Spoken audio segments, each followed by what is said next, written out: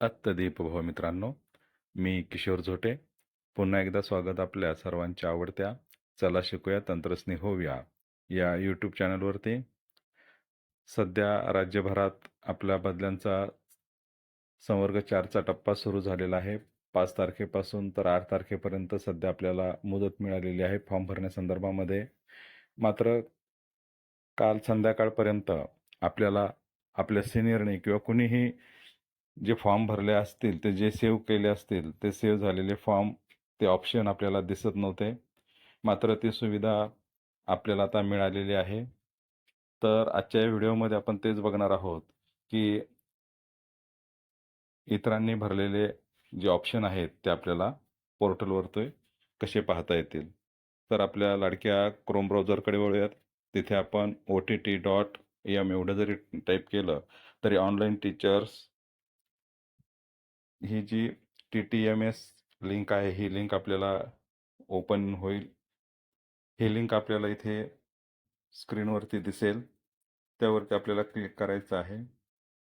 इथे क्लिक केल्यानंतर नेहमीप्रमाणे जे लॉग इन पेज आहे ते आपल्यासमोर इथे ओपन होईल.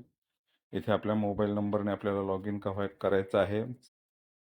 मोबाईल नंबर टाकल्यानंतर सेंड OTP वरती आपल्याला क्लिक करायचं आहे. तो OTP आणि कॅप्चा टाकून आपल्याला लॉग इन व्हायचं आहे. जी लॉग इनची टॅब सध्या कॅन्सलच्या बाजूला ती डिसेबल आहे ती ब्ल्यूमध्ये होईल.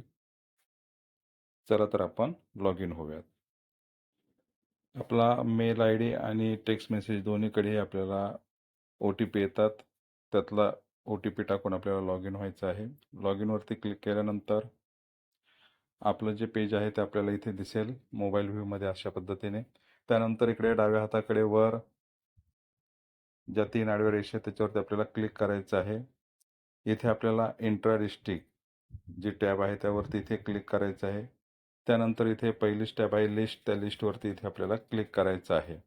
इथे क्लिक केल्यानंतर आपले सगळे जे बदली पात्र किती संख्या आहे ती संख्या इथे दिसते.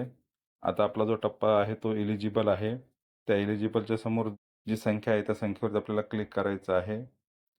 इथे क्लिक केल्यानंतर आपल्याला डिस्ट्रिक्ट येईल. डिस्ट्रिक्ट निवडायचं आहे. त्यानंतर डिस्ट्रिक्टमधले जे तालुका बघायचा आहे ते तालुका निवडायचा आहे. त्यानंतर इथे आता आपल्याला 2 पद्धतीने सर्च करता येईल. एक तर UDIS नंबर टाकून किंवा नाव टाकून. आपल्याकडे जी माहिती असेल संबंधिताची ती माहिती इथं आपण टाकून इथे उजवीकडे त्याचं जे सर्चचं चिन्ह आहे त्याला क्लिक करून आपण ती माहिती घेऊ शकतो. समजा इथे एखाद्याने क्लिक केलं तर इथे अशा पद्धतीने जर आलं, जर हिरवी पट्टी आली नाही तर याचा अर्थ या संबंधित जे कोणी आहेत त्यांनी अद्याप त्यांचे ऑप्शन सेव्ह केलेले नाहीत. पुन्हा आपण बॅक येऊयात. त्याच पद्धतीने पुन्हा इंट्रा डिस्ट्रिक्ट लिस्ट, त्यानंतर एलिजिबलची संख्या, डिस्ट्रिक्ट, तालुका निवडायचा आहे. आता आपण नाव टाकून बघूयात आणि सर्च करूयात. इथे सर्च केल्यानंतर जे नाव येईल त्या नावावरती आपल्याला क्लिक करायचं आहे आणि इथे बघा हिरवी पट्टीमध्ये त्यांनी जे ऑप्शन निवडलं असेल ते ऑप्शन इथं आपल्याला UDIS नंबरसह आणि शाळेच्या नावासह दिसत आहे. तर अशा पद्धतीने आपण इतरांचे सेव्ह केलेले ऑप्शन हे पाहू शकतो. या छोट्याशा व्हिडिओमध्ये एवढंच. सर्वांना बदलीसाठी खूप खूप शुभेच्छा. तर भेटूयात पुन्हा नवीन व्हिडिओमध्ये. तोपर्यंत जय तंत्रज्ञान.